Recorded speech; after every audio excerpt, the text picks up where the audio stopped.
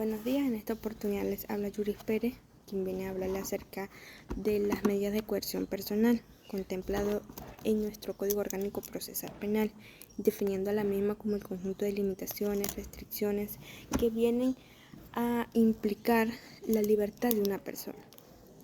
Como profesional del derecho, observo a estas medidas como una manera de poder garantizar el desarrollo del proceso penal. No como un castigo, sino como una manera de poder asegurar la presencia del imputado en el juicio oral y público y de esta manera se pueda obtener una sentencia satisfactoria, que el resultado de esa sentencia sea acorde a derecho. Ahora bien, cuando hablamos de medidas de coerción, nuestro código nos señala 3 tipos de medidas. En primer lugar tenemos la aprehensión por flagrancia.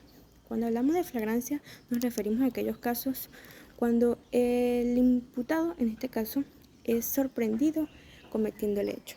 Es sorprendido en el mismo acto, en el mismo hecho, ejecutando el delito. O bien cuando minutos después de haberlo cometido, nos señala nuestra norma, es sorprendido de igual manera. Son principios o son supuestos establecidos tanto en nuestro Código Administrativo como en la Constitución de la República Bolivariana de Venezuela.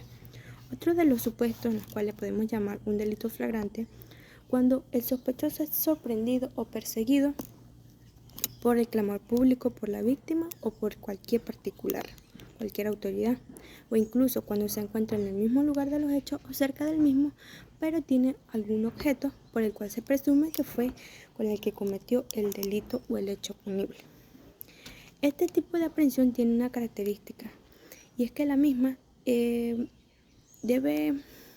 la aprehensión de este tipo de medidas puede ser por cualquier persona, por cualquier autoridad, y es la medida diferente a las demás. En este caso, para poder ser prendido por flagrancia, ese delito debe merecer pena privativa de libertad. Ahora bien, nuestro Código Orgánico Procesal Penal nos señala como segunda medida la privación judicial preventiva de libertad, comúnmente la que más se utiliza hoy en día en la legislación venezolana. En este caso, este tipo de medida tiene alguna particularidad, y es que la misma es excepcional.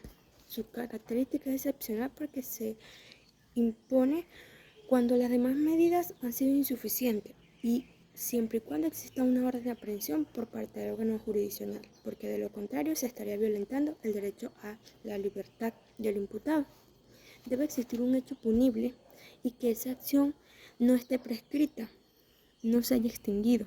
De igual manera, deben existir elementos de convicción que estén relacionados con el delito y exista una presunción razonable por parte del juez de poder darse a la fuga el imputado y sean estas las circunstancias por las cuales considere o tome como iniciativa para emitir una orden de aprehensión.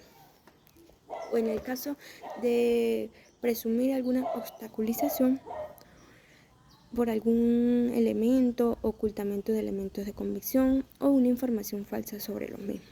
Ahora bien, como tercera medida tenemos las medidas sustitutivas contempladas de igual manera en nuestro Código Objetivo en su artículo 242 como tercera medida.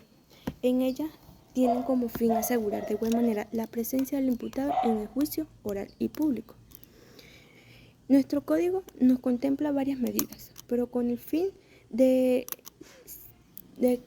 ser resguardada, y su garantía es que vengan emanadas de un órgano jurisdiccional mediante una resolución razonada. Para lo mismo, se debe establecer cuáles son. En primer lugar, tenemos la detención domiciliaria. En segundo lugar, la obligación de someterse al cuidado de una persona o de una institución determinada. Como tercera medida tenemos la prohibición de salir del país sin autorización o de la localidad, o la presentación periódica ante el tribunal o ante cualquier autoridad. Otra de las medidas, la presentación, la prohibición de concurrir a determinadas reuniones, a determinados lugares o con determinadas personas, así como el abandono del lugar por parte del imputado cuando se trata de delitos sexuales contra mujeres, niños o adolescentes, que por su condición se amerita el abandono inmediato de este lugar. Todas estas medidas son importantes y están relacionadas con la libertad o con la personalidad del imputado. Ahora bien, como octava medida tenemos la caución económica. En este caso, esta caución va dirigida no solamente a la libertad o a los derechos personales del imputado, sino a satisfacer la caución real de otra persona. Todas estas medidas son necesarias y lo importante para diferenciarla de las demás medidas son menos gravosas y es su particularidad o su diferencia con las demás medidas. Ahora bien, para dar por concluido este tema, se toma en consideración que las medidas de coerción personal tienen como fin asegurar el buen desenvolvimiento del proceso penal, garantizar la presencia del imputado durante el juicio oral y público para así obtener una sentencia satisfactoria. El resultado de esta investigación o el resultado de esta sentencia sea satisfactoria. Sin más nada que agregar, me despido. Buenos días.